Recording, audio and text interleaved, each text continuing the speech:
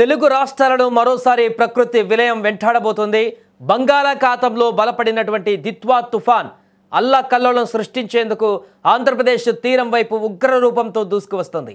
ఈ తుఫాన్ ప్రభావంతో ఇప్పటికే ఏపీలోని 3 జిల్లాలకు రెడ్ అలర్ట్ కూడా జారీ చేశారు.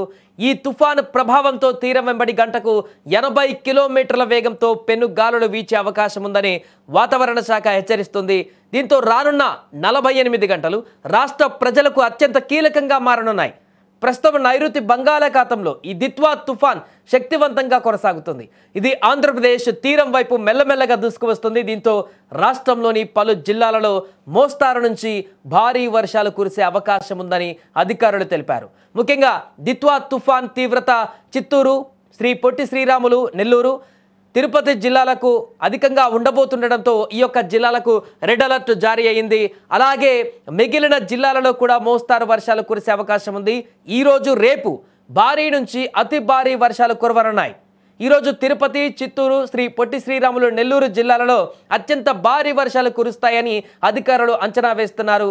అలాగే కడప, ప్రకాశం, అన్నమయ్య జిల్లాలలో కూడా భారీ నుంచి అతి భారీ వర్షాలు పడవచ్చు. ఇక బాపట్ల, గుంటూరు, పల్నాడు, అనంతపురం, కర్నూలు, శ్రీ సత్యసాయి, నంద్యాల జిల్లాలలో భారీ వర్షాలు కురిసేందుకు అవకాశం ఉంది. రేపు ప్రకాశం, నెల్లూరు జిల్లాలలో అత్యంత భారీ వర్షాలు కూడా కురవచ్చు. ఇక ఉభయ గోదావరి జిల్లాలు గుంటూరు, కడప, తిరుపతి, డాక్టర్ బిఆర్ అంబేద్కర్ కోనసీమ, ఏలూరు, పల్నాడు, బాపట్ల, ఎన్టీఆర్, కృష్ణా, అన్నమయ్య జిల్లాలలో కూడా భారీ వర్షాలు కురుస్తాయని వాతావరణ శాఖ పేర్కొంది. ఎల్లుండి అంటే మంగళవారం నెల్లూరు, ప్రకాశం, బాపట్ల, నెల్లూరు జిల్లాలలో భారీ వర్షాలు కురుస్తాయని కూడా వాతావరణ శాఖ అంచనా వేస్తుంది. సో దిత్వా తుఫాను ప్రభావం వల్ల తీరం వెంబడి గరిష్టంగా గంటకు 80 కిలోమీటర్ల వేగంతో ఈదురుగాలులు వీచేందుకు అవకాశం ఉందని వాతావరణ కేంద్రం స్పష్టం చేసింది. ఈ పెనుగాలుల దాటికి చెట్లు, విద్యుత్ స్తంభాలు ఊడిపోయేటువంటి ప్రమాదం ఉంది. అందుకే ప్రజలు జాగ్రత్తగా ఉండాలని కూడా అధికారులు హెచ్చరిస్తున్నారు.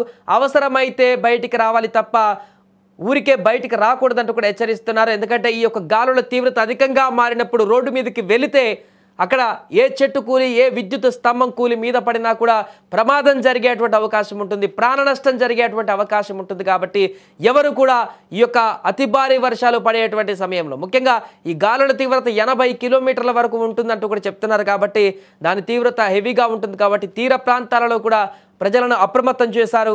మత్స్యకారులను మరీ ముఖ్యంగా సముద్ర వేటకు వెళ్లేందుకు కొన్ని తీర ప్రాంతాల వద్ద ఆంక్షలు కూడా విధించేటువంటి అవకాశం ఉన్నట్టు తెలుస్తుంది. వారు వేటకు వెళ్లకుండా ఈ 2 రోజుల పాటు జాగ్రత్తగా ఉండాలంటూ చెప్తున్నారు. ఏదేమైనా కూడా మరొక తుఫాన్ అనేది ఆంధ్రప్రదేశ్లో మరొకసారి కల్లోలం సృష్టించేందుకు సిద్ధమవుతుంది. మోంతా అంత ఎఫెక్ట్ చూపించినప్పటికీ కూడా 3 జిల్లాలలో మాత్రం అత్యంత ప్రభావం అయితే ఈ యొక్క దిత్వా తుఫాన్ది ఉండేటువంటి అవకాశం ఉన్నట్టుగా కనపడుతుంది. ఆ యొక్క జిల్లాలలో ప్రజలైతే చాలా అప్రమత్తంగా ఉండవలసిన అవసరం ఉంది.